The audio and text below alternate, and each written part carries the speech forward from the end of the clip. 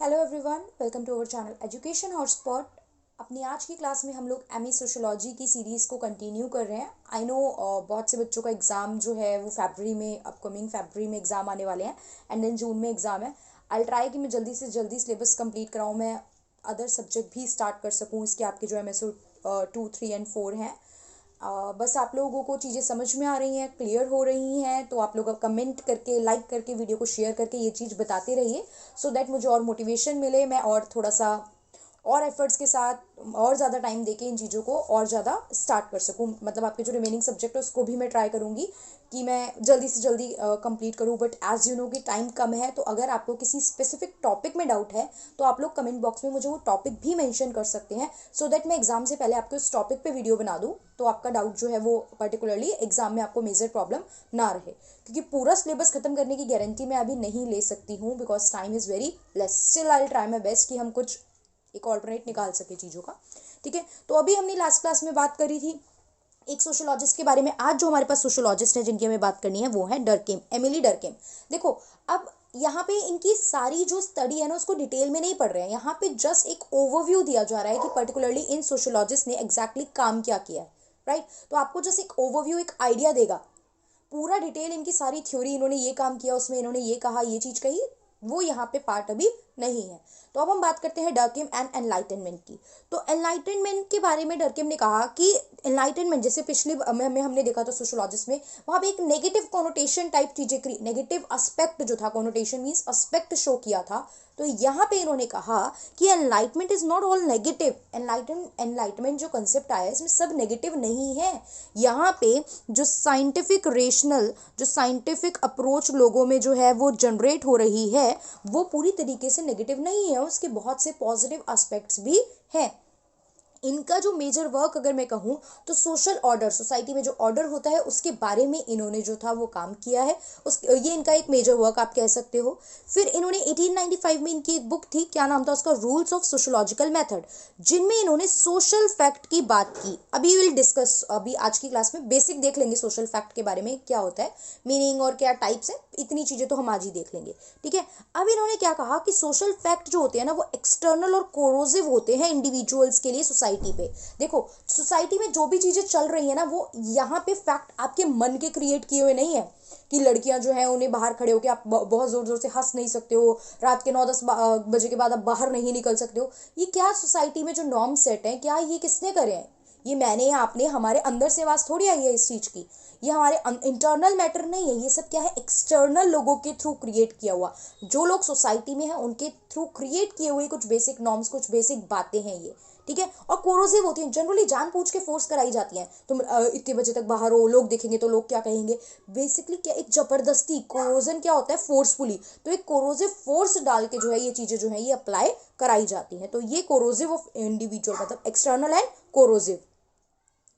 अब इन्होंने एक और चीज, अब देखो मैंने कहा ना यहाँ पे पूरी डिटेल थ्योरी नहीं पढ़ रहे हैं, ये सोशल फैक्ट के बारे में word to word, point to point क्या क्या चीजें बोली, that we will not discuss for now. ठीक है, आगे आएगा चैप्टर में तो डिटेल में कंप्लीट डिस्कशन जरूर करेंगे उस चीज पे। अब हम बात करते हैं स्टडी ऑफ सोसाइटी। अब एमिली डरकेम का एक बहुत इंपॉर्टेंट जो स्टडी है वो एक और चीज क्या है, स्टडी ऑफ सोसाइट को लेके। ठीक है, ईयर हमने मेंशन किया 1897। अब देखो सोसाइट को लेके ये क्या कहते हैं, सोसाइट बेसिक, सोसाइट क्या है, ये कॉजेस क्या होते हैं, ये सब तो वी ऑल नो। इन्होंने सोसाइट के इंडिविजुअल कॉजेस पे बात नहीं की कि मैं मेरे पर्सनली माइंड में ये चीज चल रही है, I am not satisfied with something, I am depress with something, no.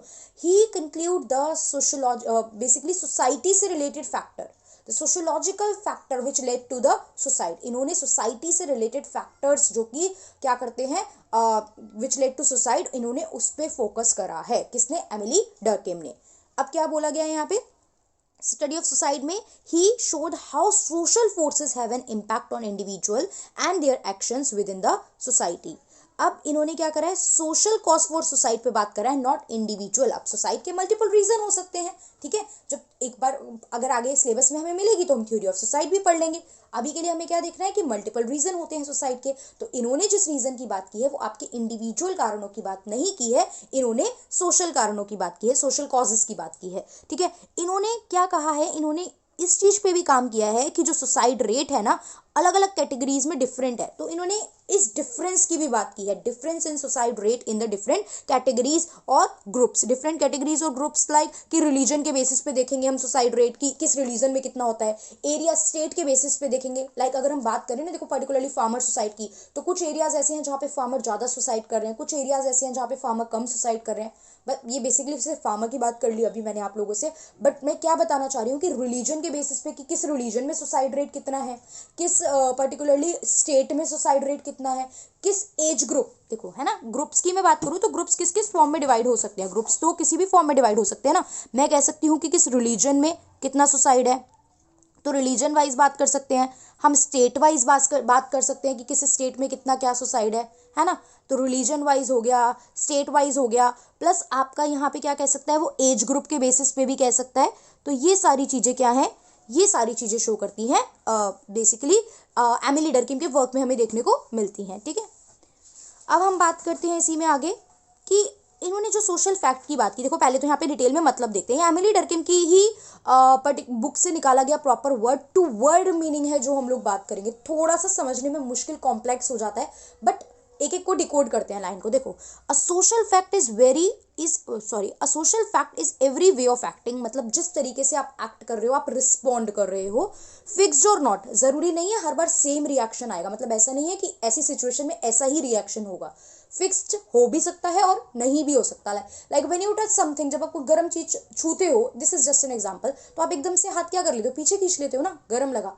तो ये रिएक्शन जनरली 99% फिक्स होता है। जनरली पीपल गर्म लगा एकदम से पीछे खींच लेते हैं हाथ। तो फिक्स्ड हो भी सकता है और नहीं भी हो सकता। ठीक है, capable of exercising on individual and external constraint, बाहरी प्रभाव, बाहरी रोक, बाहरी विचारधारा होती है, एक्सटर्नल होती है ये चीजें। अभी बताया था मैंने आपको, बाहर से आई हुई, बाहर से सेट की हुई चीजें हैं ये, नॉट इंटरनल।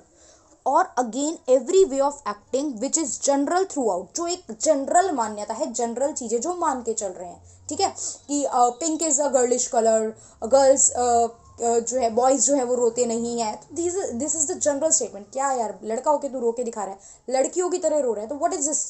एक वैसे तो देखो इसको हम स्टीरियोटाइपिंग भी कहते हैं ना इन चीज़ों को, जो जनरल नॉर्म सेट है। तो वही मैं यहाँ बात कर रही हूँ कि जो एक जनरल चीज सेट की हुई है, general throughout a given society, while at the same time existing in its own right, independent of its individual manifestations। तो ये क्या होती है, ये इंडिपेंडेंट होती है, किसी और चीज़ों पे आश्रित या डिपेंडेंट ये चीज़ें नहीं होती हैं। तो ये सब क्या होते हैं, सोशल फैक्ट्स होते हैं। लाइक मैरिज को लेके बात चल रही हो, कुछ कल्चर को लेके बात चल रही हो, तो these all are some social fact that prevail in the society.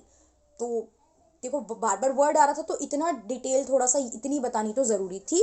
बाकी सोशल फैक्ट जब डर्किम के बारे सारे वर्क को पढ़ेंगे तब सोशल फैक्ट और डिटेल में भी देख लेंगे चीज़ें। अब यहाँ पे सोशल फैक्ट जो है ना, टाइप की मैं बात करूँ तो 2 टाइप का होता है। ठीक है, यहाँ पे 2 टाइप्स हमने डिस्कशन किए, एक है material and second is non material. Material, non material, यहाँ पे मटेरियल का मतलब समान नहीं है। पहली बात, यहाँ पे मटेरियल वर्ड का मतलब है इंपॉर्टेंट एंड नॉन इंपॉर्टेंट। देखो फ्यू फैक्ट्स ऐसे होते हैं जिनको you can not ignore. Like अब आपसे कोई कह रहा है आपने ट्रैफिक लाइट तोड़ दी, तो दिस इज द लॉ ना, ये फैक्ट एक लॉ है, आप इसको नहीं ब्रेक कर सकते हो। ठीक है, तो ऐसी जो चीजें होती हैं, जो रूल्स रेगुलेशन लॉ इस सब के अंडर आ रही हैं, ये सब टाइप के जो सोशल फैक्ट होते हैं, इनको हम क्या कहते हैं, material fact, that you can not ignore. वो लॉ की बाउंड्री में आते हैं, that everyone have to follow. वो आप नहीं तोड़ सकते हो, आप तोड़ते हो तो आप पे फाइन, पेनल्टी, पनिशमेंट, कुछ ना कुछ बेसिक चीजें हमें बियर करनी पड़ेंगी। तो ये सारे क्या होते हैं, material fact, like bureaucracy and law.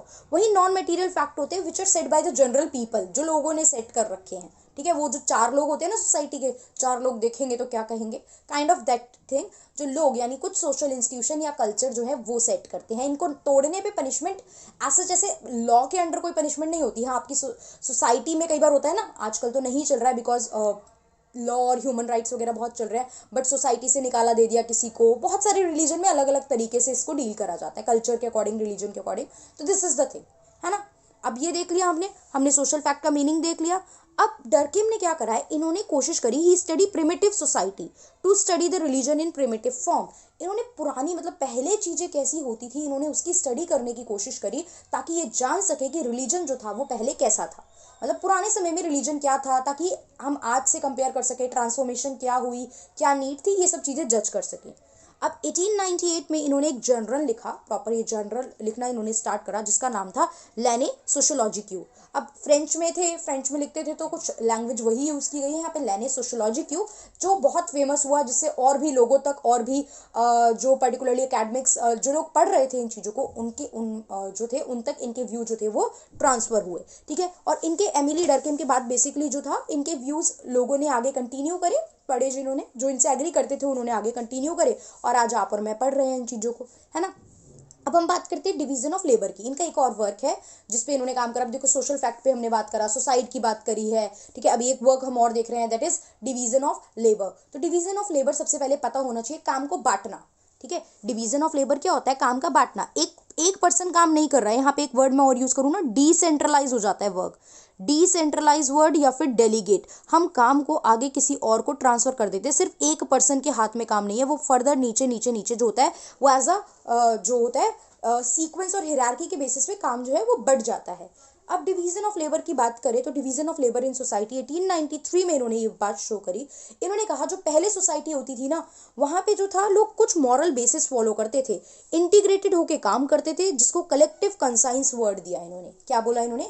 कि एक कलेक्टिव कंसाइंस थी, लोग मिलजुल के काम करते थे और एक मॉरल बेसिस चलता था काम करने का। बट आज की डेट में कोई मॉरलिटी नहीं है।